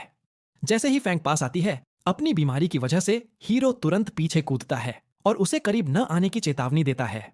फिर वो उसे ड्यूल के लिए चुनौती देता है और कहता है कि हारने वाले को जीतने वाले की मांगे माननी पड़ेंगी। फैंग उसे अपनी रानी को पेश करने की सोचकर चुनौती मान लेती है और उसे झट से हरा देती है। हीरो, जिसने अपनी स्टार समनिंग टेक्निक्स का इस्तेमाल नहीं किया था, उनके बिना कुछ नहीं कर पाता। एक तोहफे की तरह बर्ताव किए जाने का ख्याल उसे डराता है, जिससे वो पश्चिमी डिवाइन वाइल्डरनेस के यंग मास्टर के रूप में अपनी असली पहचान बताता है। जल्द ही वो खुद को एक बग्घी में पाता है जिसे रानी से मिलने के लिए ले जाया जा रहा होता है। रानी से मिलने के रास्ते में फैंग उत्सुकता से हीरो से पूछती है कि क्या पुरुष बच्चे पैदा कर सकते हैं, जिस पर वो उसकी गलत फहमियों को दूर करता है। फिर वो समझाती है कि औरतों के देश में बिना छुई गई महिलाएं एक दिव्य कुंड में नहाकर जन्म दे सकती हैं, लेकिन सिर्फ बच्चियों को। हीरो को यह भी पता चलता है कि पूरी जगह एक विशाल बैरियर से सील है जो किसी को भी बाहर जाने से रोकता है, जिससे वो सोचता है कि क्या कोई बाहर निकलने का रास्ता है। जब वे कुछ मूर्तियों के पास से गुजरते हैं तो उसे एक डार्क ऑरा महसूस होता है और उसे एहसास होता है कि वे उतनी बेजान नहीं हैं जितनी दिखती हैं। जैसे ही वे रानी के महल के करीब पहुंचते हैं, एक सैनिक फैंग के पास आता है और उसे जनरल कहकर बुलाता है। वो बताती है कि रानी से मिलने का अनुरोध मंजूर हो गया है और एक घुसपैठिए की भी रिपोर्ट देती है जिसने उनके इलाके में घुसकर उनकी 16 महिलाओं को गिरा दिया था। जब वे महल में प्रवेश करते हैं तो एक शानदार परफॉर्मेंस के साथ उनका स्वागत किया जाता है, लेकिन तभी हीरो की नजर दूर लटके हुए एक आदमी पर पड़ती है। पास से देखने पर पता चलता है कि वो कोई और नहीं बल्कि ठरकी जिमो है, जो फिर से औरतों को ढूंढ रहा था और पकड़ा गया। जिमो हीरो से मदद मांगता है, लेकिन हीरो उसे अनसुना कर देता है और गार्ड से पूछता है कि क्या ये वही है जिसके वे 1000 टुकड़े करना चाहते थे, और उसे प्रताड़ित करने के और भी तरीके सुझाने लगता है। हीरो को वहां लेडी लिंग भी मिलती है और पता चलता है कि वो ठरकी 3 दिन पहले आए थे। यह जानकर कि जिमो ने सिर्फ 2 दिनों में इतनी तबाही मचाई है, वो उनसे कहता है कि वे उसके साथ जो चाहें करें, जबकि वो ठरकी अपनी जान की भीख मांगता रहता है। यह जानने के लिए उत्सुक होकर कि सैनिक ने उसे कैसे पकड़ लिया, हीरो पूछता है और पता चलता है कि उसे गंभीर अपराध करते हुए रंगे हाथों पकड़ा गया था। उसे शक होता है कि उस सैनिक के लिए इतने मजबूत इंसान को इतनी आसानी से पकड़ लेना कुछ अजीब है। महिलाएं जिमो को जांच के लिए ले जाने का फैसला करती हैं। इस बीच वे हीरो का गर्मजोशी से स्वागत करती हैं और उसे एक डिवाइन दूत बुलाती है। सीन बदलता है, यंग मास्टर से दरबार की अध्यक्षता करने और जिमो की किस्मत का फैसला करने को कहा जाता है। हीरो के आदेश पर जिमो अपनी तरफ की कहानी बताता है और दावा करता है कि प्रधानमंत्री की हवेली ले जाए जाने के बाद उसने शराब पी ली थी। उसे एक गाने वाली महिला ले गई थी और जब वो उठा तो उसके कपड़े लगभग नहीं थे। वो जोर देकर कहता है कि उसने कोई अपराध नहीं किया है। जब पीड़ित महिलाएं गवाही देती हैं तो ऐसा लगने लगता है कि जिमो सच कह रहा है। उनमें से एक अपराधी की पीठ पर एक निशान देखने की बात करती है और जब जिमो से अपनी पीठ दिखाने को कहा जाता है तो पता चलता है कि वो सच में बस एक मासूम ठरकी है। यह जानकर कि उनके देश में एक तीसरा आदमी भी है, हीरो प्रधानमंत्री को बताता है, जो तुरंत देश को सील करने का आदेश देती है। जिमो को आखिरकार मुक्त कर दिया जाता है और जैसे ही उसकी जंजीरें उतरती हैं, उसकी ताकत वापस आ जाती है और वो तुरंत जनरल को लड़ाई के लिए चुनौती देता है। जैसे ही बैटल शुरू होती है, हीरो को कुछ अजीब लगता है और वो लिंग को चेतावनी देता है कि उसके पीछे वाला गार्ड संदिग्ध लग रहा है। लिंग तुरंत उस भेष का पर्दाफाश करती है और पता चलता है कि वो कोई और नहीं बल्कि खुद रानी थी। प्रधानमंत्री सफाई मांगती है, लेकिन रानी बस उसे अगले दिन महल में आने को कहती है। रात होने पर फैंग के साथ बैटल के बाद हीरो जिमो के घावों का इलाज करता है। लिंग भी वहां आती है और तीनों औरतों के देश में अपने होने की वजहों पर चर्चा करते हैं। हीरो अपनी स्थिति के बारे में थोड़ा बताता है, लेकिन बूढ़े लियोनशिन वाले हिस्से को चालाकी से छुपा लेता है और फिर अपने कमरे में चला जाता है। बाद में जब हीरो जिमो की जासूसी कर रहा होता है, रानी अचानक प्रकट होती है। अपनी जिंदगी में देखे गए पहले आदमी के रूप में उस पर मोहित होकर वो उससे आदमियों और औरतों के बारे में जानकारी मांगती है और हीरो उसे पूरी रात बात करने का ऑफर देता है। जैसे ही उनकी बातचीत शुरू होती है, दरवाजे पर दस्तक उसे रानी को अलमारी में छिपाने पर मजबूर कर देती है। लिंग अंदर आती है और शिकायत करती है कि वो उसे ठीक से धन्यवाद नहीं दे पाई, लेकिन एक और दस्तक उसे भी छिपने पर मजबूर कर देती है। फिर प्रधानमंत्री अंदर आती है, लेकिन जब एक और दस्तक होती है तो वो भी छिपने पर मजबूर हो जाती है। हालांकि इस बार हीरो का पेंडेंट चमकने लगता है, क्योंकि उसकी माँ उसे खतरे की चेतावनी देती है, जिससे वो एक स्पेल कास्ट करता है जो दरवाजे को धमाके से खोल देता है। तभी सीन उस हत्यारे की तरफ जाता है जिसका नाम गान है, जो जिमो के खिलाफ अपने मिशन के लिए एक टॉवर के ऊपर से अपने फैमिलियर जादुई साथी के जरिए जासूसी कर रहा होता है। पता चलता है कि वही था जिसने उस बेचारे आदमी को नशीली दवा दी थी और उसे अनगिनत महिलाओं पर हमला करने वाले के रूप में फंसाया था। ये सब इसलिए ताकि वो अपना आखिरी मिशन पूरा कर सके और औरतों के देश में एक खुशहाल जिंदगी जी सके। लेकिन उसकी बदकिस्मती से हीरो ने उसके सारे प्लान खराब कर दिए थे और अब उस पर घात लगाकर हमला कर रहा था, ये उम्मीद करते हुए कि उसे सोते हुए ही मार गिराएगा। लेकिन जैसे ही वो धमाके के साथ अंदर आता है, उस पर बर्फ की नुकीली चीजों आइसिकल्स से हमला होता है और ठीक उसी वक्त लिंग उसे पीछे से पकड़ लेती है और काटने की कोशिश करती है। वो मुश्किल से उसके अटैक से बच पाता है और अपनी टेक्निक का इस्तेमाल करके कुछ डार्क टेंटैकल्स उसके पीछे भेज देता है, लेकिन वो एक लाइट बैरियर से उन्हें रोक कर खत्म कर देती है।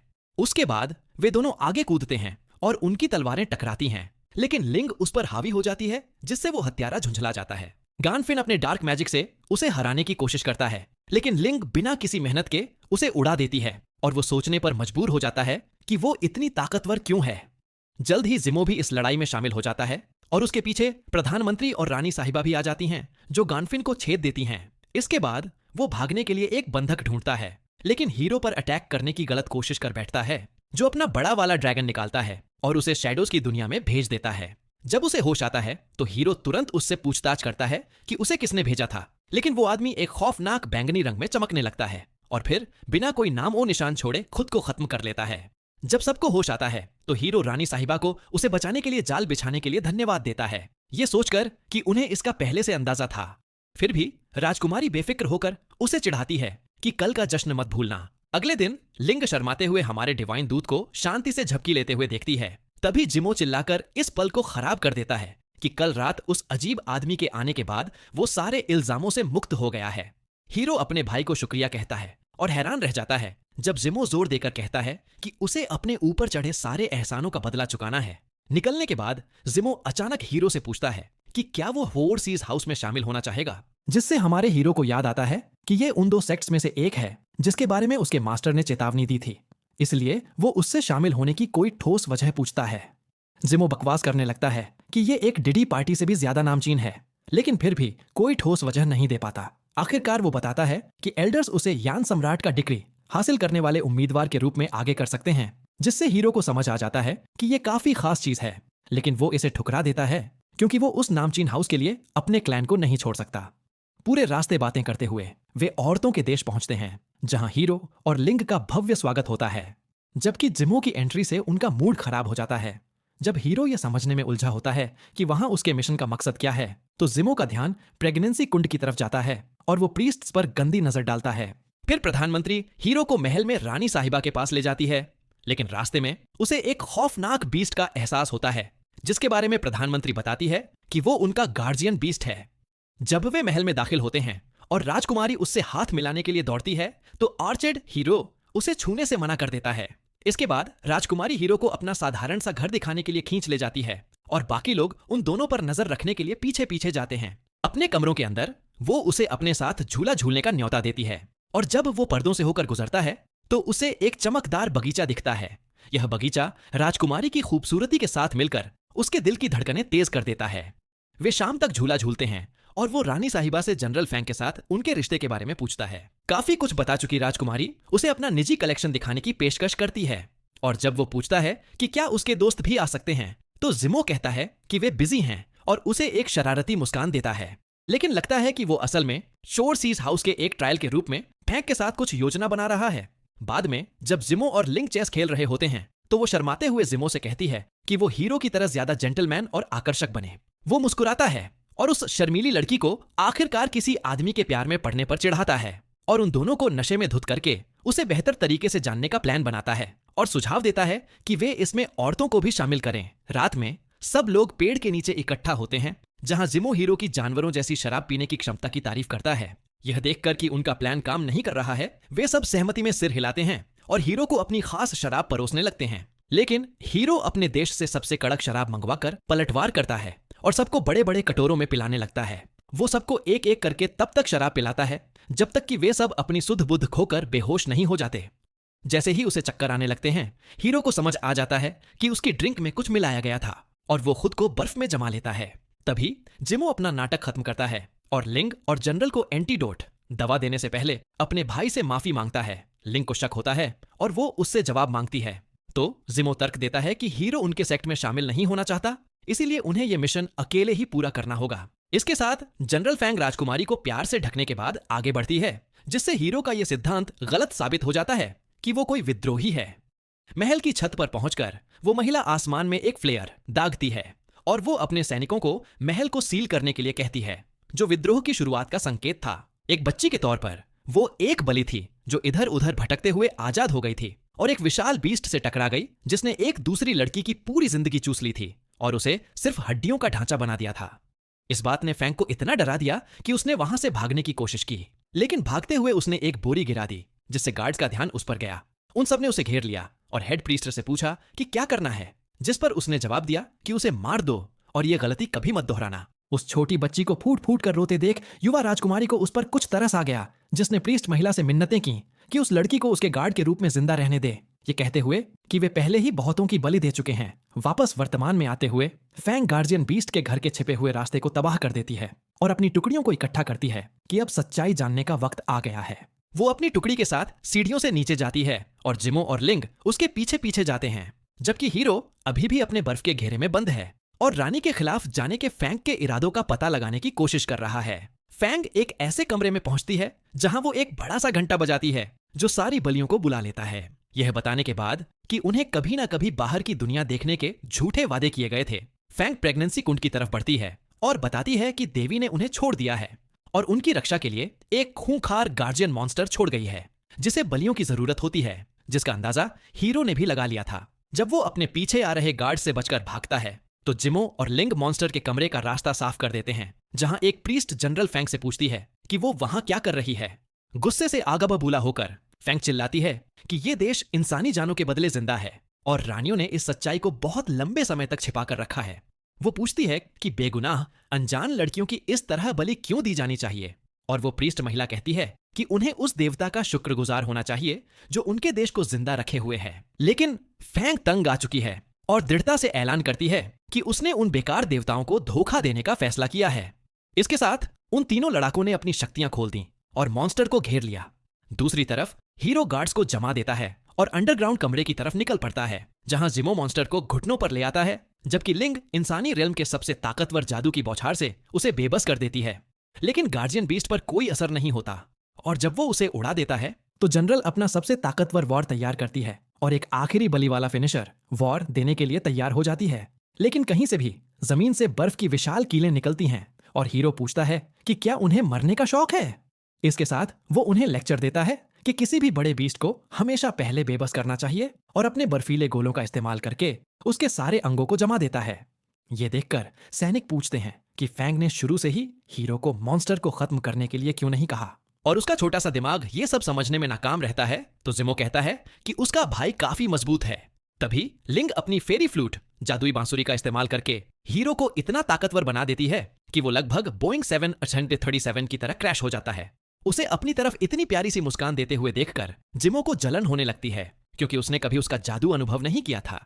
हीरो उस गार्जियन बीस्ट को तब तक भूनता है जब तक कि वो अचानक अपनी पूंछ से लाल रोशनी नहीं निकालता। जिमो हीरो को चेतावनी देता है कि ये आत्मा को तबाह करने वाला स्पेल है, लेकिन वो सामने से इसका सामना करने का नाटक करता है और फिर पीछे से आकर विशाल कीलों से मॉन्स्टर को छेद देता है। इसके बाद जैसे ही फैंग बीस्ट को खत्म करने के लिए लपकती है, हीरो उस गुस्सैल औरत को शांत होने को कहता है। वो कहता है कि औरतों के देश की किस्मत चुनने से पहले उसे सच सामने लाना चाहिए। वो जोर से पूछता है कि क्या वो अपने साथियों को कुछ बताना भूल गई है, लेकिन फैंग मजाक उड़ाते हुए एक और झूठ बोल देती है। तो हीरो बताता है कि सिर्फ रानी और प्रधानमंत्री को ही पता है कि वो मॉन्स्टर उनके देश का कोर है जो उस विशाल बैरियर को बनाए हुए है। गार्ड्स तुरंत अपनी जनरल की बातों पर शक करने लगते हैं और जब वो उनका जवाब देने से इनकार कर देती है तो हीरो खुलासा करता है कि बैरियर के ठीक बाहर की 108 मूर्तियों में खून के प्यासे बीस्ट छिपे हैं जो बैरियर के गिरते ही उनके देश को तबाह कर देंगे। ये सुनकर फैंग आखिरकार बोलती है कि सरहदों की रखवाली के लिए उसके पास सबसे बेहतरीन योद्धा हैं, लेकिन हीरो उसे सच्चाई से रूबरू कराता है कि उनमें से सिर्फ एक ने ही उसकी आधी ट्राइब को काट डाला था। जिमो और लिंग के इतने अन्यायपूर्ण देश पर चिंता जताने के बाद फैंग की यादें एक युवा राजकुमारी पर जाती हैं जिसने उससे कहा था कि वो उसे अपनी पिछली रानियों की तरह एक बेरहम रानी बनने से बचा ले। तभी एक परेशान प्रधानमंत्री अंदर भागती हुई आती है और पूछती है कि उन्होंने रानी के साथ क्या किया है। लेकिन इससे पहले कि हीरो समझ पाता कि उसका क्या मतलब था, फैंग अपना सबसे ताकतवर वार करती है और रानी को एक ही झटके में खत्म कर देती है। उसके शरीर के गायब होने के बाद रानी का मुकुट जमीन पर गिर जाता है और जब फैंग उसे तबाह करने की कोशिश करती है तो वो टीम रॉकेट की तरह हवा में उड़ जाती है। जब सब मुकुट के पीछे भागते हैं तो हीरो उसे प्रेगनेंसी कुंड में घूमता हुआ पाता है। जिमो भागकर अंदर जाता है और उसे कुछ देर के लिए जमाने में कामयाब हो जाता है, लेकिन फिर हवा में उड़ जाता है। ये देखकर कि वो उसे रोक पा रहा है, हीरो अपने दोस्त से कहता है कि वो मुकुट को रोके रखे, जबकि वो राजकुमारी को फैंग से बचाता है। एक पल के लिए अपना सिर खुजलाने के बाद जिमो अपने मास्टर से मदद की भीख मांगता है और बदले में ट्रायल छोड़ने की बात कहता है। और जब वो बूढ़ा आता है तो वो कबूल करता है कि वो ट्रायल हमेशा से ही एक बड़ा धोखा था और वो 4 सीज हाउस से रिटायर होने का फैसला करता है। वो एक बाइंडिंग स्पेल, बांधने वाला जादू का इस्तेमाल करता है और जिमो को हीरो की मदद करने का निर्देश देता है, जो अभी राजकुमारी को फैंग से वापस ले रहा है। उसके कामयाब होने के बाद प्रधानमंत्री राजकुमारी को जनरल के गुनाह के बारे में बताती है, जिसके लिए वो माफी मांगती है। जिमो के मास्टर जहू को मुकुट को ज्यादा देर तक बांधने में संघर्ष करते देख रानी साहिबा समझ जाती हैं कि अब समय आ गया है कि वो मुकुट पहने और अपनी किस्मत का सामना करे। हीरो जोर देता है कि उसका खानदान खत्म हो जाएगा, लेकिन वो बताती है कि उसकी एक छुपी हुई बहन है और उससे अपनी आखिरी ख्वाहिश पूरी करने के लिए कहती है, जो एक आदमी को गले लगाने की है। जैसे ही वो उसके बर्फ से ढके शरीर को पूरे दिल से गले लगाती है, वो महिला एक उदास मुस्कान के साथ अलविदा कहती है। उसे मौत की तरफ जाते देख हीरो को मास्टर शेनॉन की वो सलाह याद आती है जिसमें उन्होंने मुश्किल समय में उसकी स्टार समनिंग टेक्निक्स पर भरोसा करने को कहा था। अचानक उसे कुछ समझ आता है और राजकुमारी को रोकने के बाद हीरो मुस्कुराता है और उस महिला से पूछता है कि क्या वो भरोसा इकट्ठा करना सीखना चाहेगी। फिर वो समझाता है कि उसके पूर्वज बैरियर को बनाए रखने में नाकाम रहे, क्योंकि इंसानों की उम्र कम होती है और ये किया जा सकता है भले ही ये टेक्निक पहले कभी कामयाब न हुई हो। हीरो उसकी प्यार भरी आंखों में देखता है और उससे कहता है कि वो उसके साथ भरोसा करे, जबकि मास्टर जू परेशान दिखते हैं और उनसे जल्दी करने की मिन्नत करते हैं। राजकुमारी अपना सारा भरोसा हीरो पर रख देती है तो वो उससे कहता है कि देश की किस्मत पूरी तरह से उसकी कल्पना और लगन पर टिकी है। रानी साहिबा बिना किसी हिचकिचाहट के मुकुट की तरफ छलांग लगाती हैं और उस भंवर में समा जाती हैं। हीरो फिर दूसरों को निर्देश देता है कि वे देश की नजरों में उसका रुतबा बढ़ाएं और एक स्मारक बनाएं, जिसके बाद चमत्कार दिखाए ताकि उनके आशीर्वाद पर उनका भरोसा बढ़े। और आखिर में एक मैजिक फॉर्मेशन, जादुई घेरा बनाकर इसे पूरा करें। काम पूरा होने के बाद हीरो ब्लूप्रिंट्स प्रधानमंत्री को सौंप देता है और उसे इसे राज रखने को कहता है। जब वो उसे भरोसा दिलाती है तो मास्टर जू जोड़ते हैं कि 4 सीज हाउस चुप नहीं बैठेगा, लेकिन जिमो कहता है कि वो उन्हें संभाल लेगा। इस बीच शिनोंग एक लाल दानव को सुअर की तरह उल्टा लटकाकर कुंगलान पहाड़ पर एक लेजेंडरी पौराणिक जड़ी बूटी का पता बताने के लिए पूछताछ करता है। अगले दिन हीरो स्मारक को छूकर रानी साहिबा का हालचाल लेता है और सबको खुशखबरी देता है कि वो बिल्कुल ठीक हैं। शाम को जिमो का मास्टर उसके उस शानदार आइडिया की तारीफ करता है जिसने बिलीफ टेक्निक को सच कर दिखाया, लेकिन हीरो उसे बस एक तुक्का बताता है। मास्टर जो फिर उसे एक खौफनाक अंकल की तरह अपनी दाढ़ी सहलाता है और पूछता है कि क्या उसे लेडी लिंग में दिलचस्पी है, लेकिन वो तुरंत उसे फ्रेंड जोन कर देता है। वो आदमी फिर ये बात छेड़ता है कि राजकुमारी उस पर पूरी तरह से फिदा थी और वे लोग शराब पीते हुए और हंसते हुए मजे करते हैं। जिमो का मास्टर फिर वो फॉर्मेशन पूरा करता है और हीरो उसे जीत की पार्टी में आने का न्योता देता है, लेकिन वो आदमी कहता है कि वो बिजी है। कहीं दूर सुनसान जगह पर मास्टर जू 4 सीज हाउस से एक महिला और एक आदमी से मिलता है और पूछता है कि इस्तीफा देने के बावजूद उन्होंने उसे क्यों बुलाया।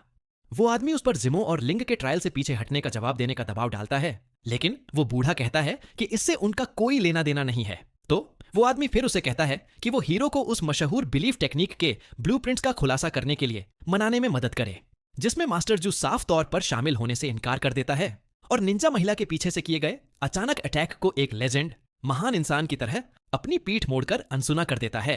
रात के समय जिमो अपने एल्डर्स का पार्टी में स्वागत करता है और हीरो की तारीफों के पुल बांधता है, जब वो उन्हें पार्टी में ले जाता है, उसकी दादी उसे कहती है कि हालांकि ये पहली बार है जब किसी ने उस अकेले इंसान को दोस्त कहा है, लेकिन उसे ज्यादा हवा में नहीं उड़ना चाहिए, जिसे जिमो हंसकर टाल देता है। महिलाएं फिर अंदर से आ रही एक जबरदस्त ग्रूवी मजेदार बीट सुनकर हैरान रह जाती हैं, जिसे जिमो हीरो के नए आविष्कार डिस्को के रूप में पेश करता है। लेकिन जैसे ही वे लिंग को एक पार्टी एनिमल की तरह बेकाबू होते देखती हैं, तो वे पूरी तरह से शर्मिंदा हो जाती हैं और उस असभ्य महिला पर चिल्लाने लगती हैं। पार्टी के बाद लिंग बहुत शर्मिंदा महसूस करती है और हीरो से पूछती है कि उसने कितनी शराब पी थी, जबकि जिमो उसे ये कहकर दिलासा देने की कोशिश करता है कि वो उसकी तरफ से एल्डर्स से बात करेगा। जैसे ही वे लड़के उनसे बात करने के लिए निकलते हैं, वो महिला शर्माते हुए बताती है कि असल में उन जबरदस्त डांस मूव्स के बाद उसे एक ब्रेक थ्रू बड़ी कामयाबी मिली है, और उसके उदास होने की वजह यह है कि जब एल्डर्स ने यह सुना तो उन्होंने उसे बधाई दिया। हीरो फिर जाने का फैसला करता है और जिमो और लिंग को उनके विदाई के तोहफे देता है, एक पंखा जो सुइयां छोड़ता है और मुड़े हुए स्ट्रॉ पाइप, ताकि लिंग अपने घूंघट के जरिए आसानी से पी सके, जो देखकर वो शर्म से लाल हो जाती है। जिमो फिर मौके का फायदा उठाता है और दुनिया भर में हॉटीज खूबसूरत लड़कियों की तलाश में उसके साथ जुड़ने का ऑफर देता है, लेकिन हीरो उसे ये कहकर मना कर देता है कि वो सिर्फ बर्डन होगा। जस्ट बिफोर वो नोटिस बिना लेव करता है, वो वोंग प्रिंसेस की स्टैच्यू से गुड बाय कहता है। हर मेजेस्टी अचानक मैनिफेस्ट होती है और एक्साइटेडली उसके चारों तरफ सर्कल करती है। कहती है कि वो जब भी जर्नी से थक जाए तो उसके साथ ड्रिंक एंजॉय करने के लिए वेलकम है। रास्ते में वो वोंग बैरियर से फ्लाई करता है और शॉर्ट ब्रेक लेता है। अचानक मास्टर शेनोंग की वॉइस सुनाई देती है वीमेन नेशन में उसके अचीवमेंट की कॉम्प्लीमेंट करते हुए। लेकिन फिर 4 सीज की निंजा लेडी और वेडो कहीं से भी शो अप हो जाते हैं। वे डिमांड करते हैं कि वो स्ट्रगल बिना उनके हायराप्स से मिले, और निंजा लेडी उसे गन पॉइंट पर होल्ड करके डिक्लेयर करती है कि उनका सेक्ट ह्यूमन रियल्म के सभी मैटर्स पर ग्रेट अथॉरिटी रखता है। लेकिन वो फिनिश करने से पहले मास्टर शेन उसके पीछे शो अप होता है और दोनों इडियट्स को इनकैपेसिटेट कर देता है। ओल्ड मैन रैंट करता है कि उन्होंने हाउस की अथॉरिटी को, जिसे उसने फाउंडेड किया था, सुल्ली कर दिया। लेकिन वुवांग उसे चिल आउट करने को कहता है और अपनी न्यू इन्वेंशन लॉलीपॉप एंजॉय करने को। सब्जेक्ट चेंज करके मास्टर शेनोंग उसे बताता है कुंगलान माउंटेन पर स्पिरिचुअल हर्ब की डेंजर स्ट्रिप के बारे में, और उसे राइड ज्वाइन करने को कहता है क्योंकि वो कुछ एडवाइस ऑफर कर सकता है। सो वुवांग रिकॉल करता है कि वेस्टर्न वाइल्डनेस क्वीन मदर की टफ है और स्माइल करता है कि वो ज्यादा हेल्प नहीं होगा। गेजर लाफ करता है कि वो वुवांग की हेल्प से अपना फाइनल विश फुलफिल करेगा और टेलीपोर्ट अवे हो जाता है।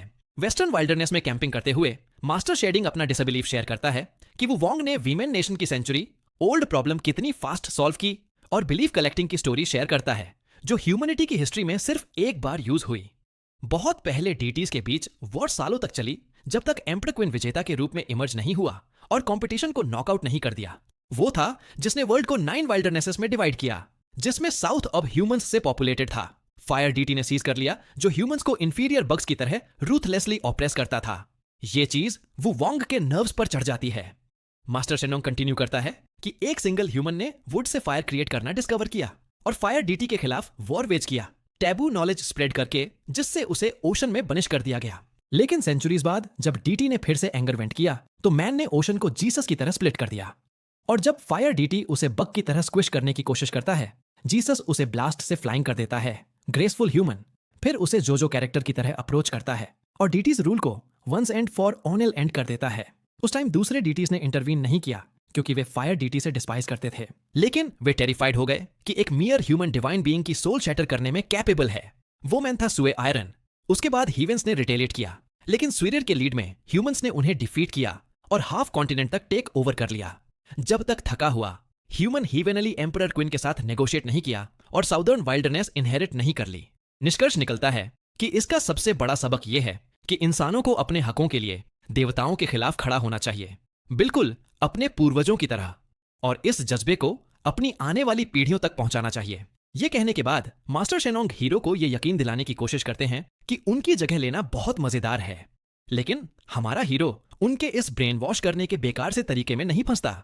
हीरो कहता है कि वो अपने मास्टर और सुइरोन की तरह एक ताकतवर हीरो बनने के लिए उत्साहित है, तो वो बूढ़ा आदमी उसे एक एल्केमी जादुई पॉट तोहफे में देता है। उत्सुक होकर वो अपने मास्टर से यह भी पूछता है कि इमॉर्टल्स की भी एक उम्र क्यों होती है, जिस पर शेनोंग जवाब देते हैं कि यह हेवनली सम्राट की तय की गई एक सीमा है। इसके बाद वे दोनों लुभावने कुनलान अभयारण्य में टेलीपोर्ट हो जाते हैं, जहां का ऑरा हीरो को पूरी तरह से दबा देता है। अचानक बिजली वाला बीस्ट लुवू एक धमाकेदार एंट्री मारता है और उसके पीछे पीछे 3 और मॉन्स्टर्स आते हैं जिन्हें उन्हें हराना है। मास्टर शेनॉन आह भरते हैं और पूछते हैं कि क्या हीरो की थोड़ी पैंट गीली हो गई, जिसे वो ईमानदारी से मान लेता है क्योंकि वो सच में बहुत कमजोर है। तो वो बूढ़ा आदमी उससे कहता है कि वो द्वीप पर उसका इंतजार करे और उसे उठाकर एक पोर्टल में फेंक देता है। डोरेमोन की टाइम मशीन की तरह अंतरिक्ष में उड़ने के बाद हीरो एक सुनसान द्वीप पर क्रैश लैंड करता है जहां एक प्यारा सा बीच हाउस है। वहां पड़े पड़े वो सोचता है कि क्या मास्टर ने उसे अपने वारिस होने के बारे में झूठ बोला था और उसे छोड़कर जाने से पहले उसकी ब्लेसिंग ठग ली। वो झपकी लेने का फैसला करता है, लेकिन एक चिड़िया उसे जगा देती है जो किसी पोकेमॉन की तरह सिर्फ जिन वेई बोलती है। हीरो उस प्यारी सी चिड़िया से पूछता है कि क्या उसने उसे बचाया है और उसे एक फल देता है, लेकिन वो खूंखार चिड़िया उसे खा जाती है और बदले में उसे एक सुनहरा फल लाकर देती है जो उसे अंदर से पूरी तरह से हील कर देता है। वो पूछता है कि क्या वो उसकी बात समझ सकती है और उसे बार बार जिनी कहकर तब तक चिढ़ाता है जब तक कि वो जादू से एक श्राइन मेडेन पुजारिन के कपड़ों में एक लड़की नहीं बन जाती। ये यकीन न कर पाने पर कि वो एक लड़की है, वो बेताबी से उससे वापस चिड़िया बनकर उसके हाथ पर बैठने को कहता है और जब वो अपने इंसानी पैरों से उस पर उतरती है तो उसे एक दर्दनाक झटके की बजाय काफी मुलायम महसूस होता है। खुशी से रोते हुए गलती से हीरो उसकी ड्रेस के नीचे देख लेता है और वो लड़की उसे उठाकर समंदर में फेंक देती है। थोड़ी देर बाद वो उस मुंह फुलाए हुए लड़की से माफी मांगता है और उसे थोड़ा उड़ते हुए देखता है। हीरो समझ जाता है कि जिन वेई उसे झटका इसलिए नहीं देती क्योंकि वो एक इंसानी लड़की की आत्मा है और उसका नाम कुछ बार दोहराने के बाद उसे एहसास होता है कि वो मास्टर शेनॉन की बेटी है।